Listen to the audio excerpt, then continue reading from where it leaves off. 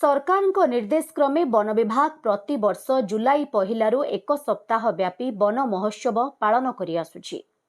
चलित वर्ष मध्य 76तम वन महोत्सव पालन करा जाउछि।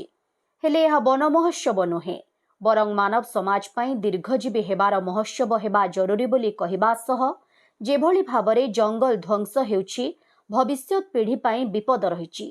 तेणु एबेठारू जंगल सुरक्षा नूतन वनीकरण जंगल को निया दाउरू रक्षा करने सांगकू सबुज सुंदर परिवेश सृष्टि करने सिनापाली रेंज अधीन मुंडापला ग्राम ठारे आयोजित वन महोत्सव और सामूहिक वृक्षरोपण कार्यक्रम रे अतिथि माने मत पोषण करथिले। एही अवसर रे जन सचेतनता सभा अनुष्ठित होइथिला।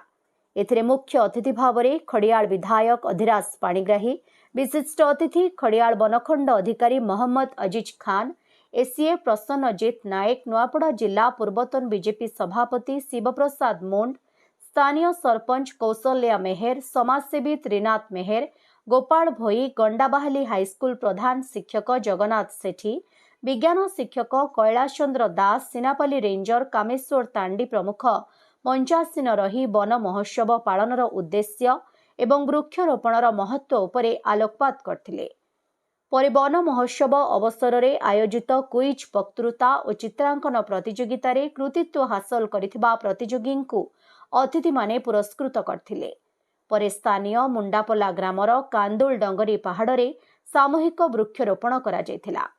एही कार्यक्रम रे फॉरेस्टर पूर्णचंद्र नायक, रंजन साहू, मेघनाथ माझी, कंदर्प सुनानी, चूड़ानाथ सराफ, रमारंजन राउत, फॉरेस्ट गार्ड मनोज बाग, संग्राम प्रधान, शरद सिंह बारिक, रुक्मण माझी, हेमंत सुना, चिन्मयी पात्र, खुलेश्वरी माझी, स्वागतिका दास समेत विद्यालयर छात्र छात्री, अभिभावक, जंगल सुरक्षा कमिटी सदस्य, ग्रामर जनसाधारण सामिल रहिथिले।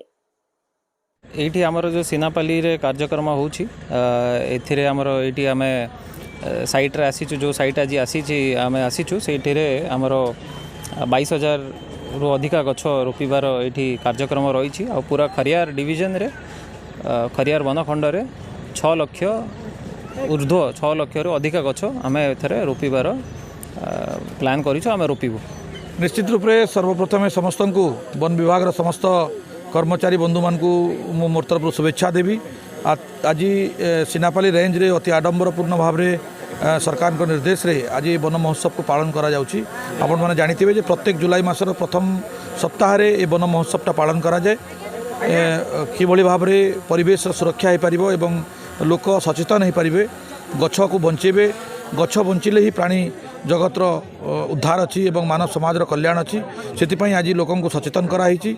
विभिन्न कर्मचारी बंधु मैंने आज समस्ते उपस्थित थे एवं मीडिया बंधु मैंने भी लोक प्रतिनिधि मैंने समस्ते आज उपस्थित होकर यही सप्ताह को आम पालन करुँ। एवं आज पाखापाखि 14 हेक्टर जमी आज ये मुंडापला गाँव में सिनापाली ब्लॉक रे आज आम वृक्षरोपण कार्यक्रम आम करुँ।